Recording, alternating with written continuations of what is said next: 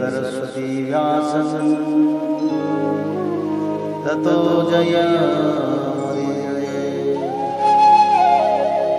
मोकं करोति वाचालं पंगुलंघयते यत्कृपातमहं वन्दे परमानन्दमाधवो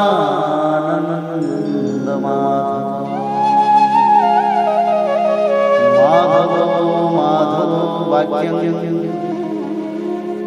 माधवो हरि परन्ते साधवा नित्यं सकलकार्येषु जय श्री माधव। श्रीमद् भागवत महापुराण चतुर्थ स्कंध अथ 51 महाराज पृथु के 100 अश्वमेध यज्ञ। श्री मैत्रेय जी कहते हैं, विदुर जी, महाराज मनु के ब्रह्मावर्त क्षेत्र में जहाँ सरस्वती नदी पूर्वमुखी होकर बहती है, राजा पृथु ने 100 अश्वमेध यज्ञों की दीक्षा ली। यह देखकर भगवान इंद्र को विचार हुआ कि इस प्रकार तो पृथु के कर्म मेरे कर्मों की अपेक्षा भी बढ़ जाएंगे, इसलिए वे उनके यज्ञ महोत्सव को सहन न कर सके। महाराज पृथु के यज्ञ में सबके अंतरात्मा सर्वलोक पूज्य जगदीश्वर भगवान हरि ने यज्ञेश्वर रूप से साक्षात दर्शन दिया था। उनके साथ ब्रह्मा, रुद्र तथा अपने अपने अनुचरों के सहित लोकपालगण भी पधारे थे। उस समय गंधर्व, मुनि और अप्सराएं प्रभु की कीर्ति गा रहे थे। सिद्ध, विद्याधर, दैत्य, दानव, यक्ष, सुनंद, नंदादि भगवान के प्रमुख पार्षद और जो सर्वदा भगवान की सेवा के लिए उत्सुक रहते हैं, वे कपिल, नारद, दत्तात्रेय एवं सनकादि योगेश्वर भी उनके साथ आए थे। भारत, उस यज्ञ में यज्ञ सामग्रियों को देने वाली भूमि ने कामधेनु रूप होकर यजमान की सारी कामनाओं को पूर्ण किया था। नदियाँ, दाख और ईख आदि सब प्रकार के रसों को बहा लाती थीं तथा जिनसे मधु चूता रहता था, ऐसे बड़े बड़े वृक्ष दूध, दही, अन्न और घृत आदि तरह तरह की सामग्रियां समर्पण करते थे। समुद्र बहुत सी राशियां, पर्वत, भक्ष्य, भोज्य, चोष्य और लेय, 4 प्रकार के अन्न तथा लोकपालों के सहित संपूर्ण लोक तरह तरह के उपहार उन्हें समर्पण करते थे। महाराज पृथु तो एकमात्र श्री हरि को ही अपना प्रभु मानते थे। उनकी कृपा से उस यज्ञानुष्ठान में उनका बड़ा उत्कर्ष हुआ, किंतु यह बात देवराज इंद्र को सहन न हुई और उन्होंने उसमें विघ्न डालने की भी चेष्टा की। जिस समय महाराज पृथु अंतिम यज्ञ द्वारा भगवान यज्ञपति की आराधना कर रहे थे, इंद्र ने ईर्ष्यावश गुप्त रूप से उनके यज्ञ का घोड़ा हर लिया। इंद्र ने अपनी रक्षा के लिए कवच रूप से पाखंड वेश धारण कर लिया था, जो अधर्म में धर्म का भ्रम उत्पन्न करने वाला है, जिसका आश्रय लेकर पापी पुरुष भी धर्मात्मा सा जान पड़ता है। इस वेश में वे घोड़ों को ये बड़ी शीघ्रता से आकाश मार्ग से जा रहे थे कि उन पर भगवान अत्रि की दृष्टि पड़ गई। उनके कहने से महाराज पृथु का महारथी पुत्र इंद्र को मारने के लिए उनके पीछे दौड़ा और बड़े क्रोध से बोला, अरे खड़ा रह, खड़ा रह। इंद्र सिर पर जटा, जूट और शरीर में भस्म धारण किए हुए थे। उनका ऐसा वेश देखकर पृथु कुमार ने उन्हें मूर्तिमान धर्म समझा, इसलिए उन पर बाण नहीं छोड़ा।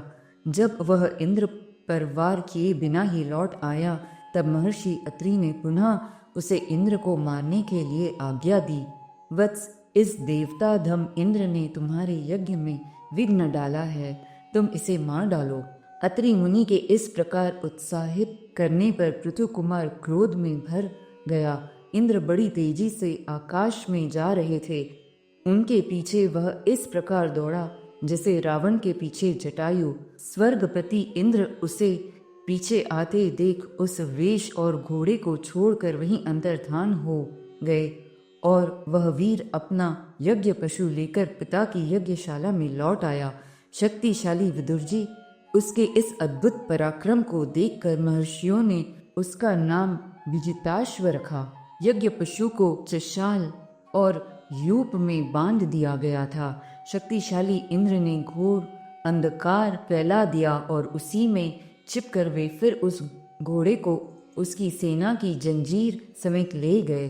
अत्रि मुनि ने फिर उन्हें आकाश में तेजी से जाते दिखा दिया, किंतु उनके पास कपाल और खटवांग देखकर पृथु पुत्र ने उनके मार्ग में कोई बाधा न डाली। तब अत्रि ने राजकुमार को फिर उकसाया और उसने गुस्से में भरकर इंद्र को लक्ष्य बनाकर अपना बाण चढ़ाया। यह देखते ही देवराज उस वेश और घोड़े को छोड़कर वहीं अंतर्धान हो गए। वीर विजिताश्व अपना घोड़ा लेकर पिता की यज्ञशाला में लौट आया। तब से इंद्र के उस निंदित वेश को मंदबुद्धि पुरुषों ने ग्रहण कर लिया। इंद्र ने अश्वहरण की इच्छा से जो जो रूप धारण किए थे वे पाप के खंड होने के कारण पाखंड कहलाए। यहाँ खंड शब्द चिन्ह का वाचक है। इस प्रकार पृथु के यज्ञ का विध्वंस करने के लिए यज्ञ पशु को चुराते समय इंद्र ने जिन्हें कई बार ग्रहण करके त्यागा था, उन नग्न रक्तांबर तथा कापालिक आदि पाखंडपूर्ण आचारों में मनुष्यों की बुद्धि प्रायः मोहित हो जाती है, क्योंकि ये नास्तिक मत देखने में सुंदर हैं और बड़ी बड़ी युक्तियों से अपने पक्ष का समर्थन करते हैं। वास्तव में ये उपधर्म मात्र हैं। लोग ब्रह्मवश धर्म मानकर उनमें आसक्त हो जाते हैं। इंद्र की इस कुचाल का पता लगने पर परम पराक्रमी महाराज पृथु को बड़ा क्रोध हुआ। उन्होंने अपना धनुष उठाकर उस पर बाण चढ़ाया। उस समय क्रोधावेश के कारण उनकी ओर देखा नहीं जाता था। जब ऋत्विजों ने देखा कि असह्य पराक्रमी महाराज पृथु इंद्र का वध करने को तैयार हैं, तब उन्हें रोकते हुए कहा, राजन, आप तो बड़े बुद्धिमान हैं। यज्ञ दीक्षा ले लेने पर शास्त्रविद यज्ञ पशु को छोड़कर और किसी का वध करना उचित नहीं है। इस यज्ञ कार्य में विघ्न डालने वाला आपका शत्रु इंद्र तो आपके सुयश से ही ईर्ष्यावश निस्तेज हो रहा है। हम अमोघ आवाहन मंत्रों द्वारा उसे यहीं बुला लेते हैं और बलात् अग्नि में हवन किए देते हैं। विदुर जी, यजमान इस प्रकार सलाह करके उसके याजकों ने क्रोधपूर्वक इंद्र का आवाहन किया। वे स्त्रुवा द्वारा आहुति डालना ही चाहते थे कि ब्रह्मा जी ने वहां आकर उन्हें रोक दिया। वे बोले, याजकों, तुम्हें इंद्र का वध नहीं करना चाहिए। यह यज्ञ संज्ञक इंद्र तो भगवान की ही मूर्ति है। तुम यज्ञ द्वारा जिन देवताओं की आराधना कर रहे हो वे इंद्र के ही तो अंग हैं और उसे तुम यज्ञ द्वारा मानना चाहते हो। पृथु के उस यज्ञानुष्ठान में विघ्न डालने के लिए इंद्र ने जो पाखंड फैलाया है वह धर्म का उच्छेदन करने वाला है। इस बात पर तुम ध्यान दो। अब उससे अधिक विरोध मत करो, नहीं तो वह और भी पाखंड मार्गों का प्रचार करेगा। अच्छा, परम यशस्वी महाराज पृथु के 99 ही यज्ञ रहने दो। फिर राजर्षि पृथु से कहा, राजन, आप तो मोक्ष धर्म के जानने वाले हैं, अतः अब आपको इन यज्ञानुष्ठानों की आवश्यकता नहीं है। आपका मंगल हो। आप और इंद्र दोनों की पवित्र कीर्ति भगवान श्री हरि के शरीर हैं, इसलिए अपने ही स्वरूपभूत इंद्र के प्रति आपको क्रोध नहीं करना चाहिए। आपका यह यज्ञ निर्विघ्न समाप्त नहीं हुआ, इसके लिए आप चिंता न करें। हमारी बात आप आदर पूर्वक स्वीकार कीजिए। देखिए, जो मनुष्य विधाता के बिगाड़े हुए काम को बनाने का विचार करता है उसका मन अत्यंत क्रोध में भरकर भयंकर मोह में फंस जाता है। बस इस यज्ञ को बंद कीजिए। इसी के कारण इंद्र के चलाए हुए पाखंडों से धर्म का नाश हो रहा है, क्योंकि देवताओं में बड़ा दुराग्रह होता है। जरा देखिए तो, जो इंद्र घोड़े को चुराकर आपके यज्ञ में विघ्न डाल रहा था, उसी के रचे हुए इन मनोहर पाखंडों की ओर सारी जनता खींचती चली जा रही है। आप साक्षात विष्णु के अंश हैं। वेन के दुराचार से धर्म लुप्त हो रहा था। उस समयोचित धर्म की रक्षा के लिए ही आपने उसके शरीर से अवतार लिया है। अतः प्रजापालक पृथु जी, अपने इस अवतार का उद्देश्य विचार कर आप भृगु आदि विश्व रचयिता मुनीश्वरों का संकल्प पूर्ण कीजिए। यह प्रचंड पाखंड पथरूप इंद्र की माया अधर्म की जननी है। आप इसे नष्ट कर डालिए।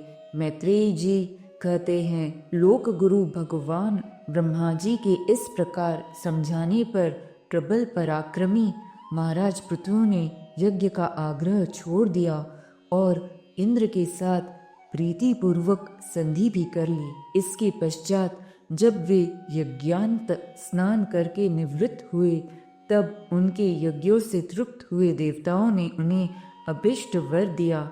आदिराज पृथु ने अत्यंत श्रद्धापूर्वक ब्राह्मणों को दक्षिणाएं दी तथा ब्राह्मणों ने उनके सत्कार से संतुष्ट होकर उन्हें अमोघ आशीर्वाद दिए। वे कहने लगे, महाबाहो, आपके बुलाने से जो पीतर देवता ऋषि और मनुष्यादि आए थे, उन सभी का आपने दान मान से खूब सत्कार किया। श्रीमद्भागवते महापुराणे पारमहंस्यां संहितायां चतुर्थ स्कंदे पृथु विजये 19 अध्याय। जय श्री माधव।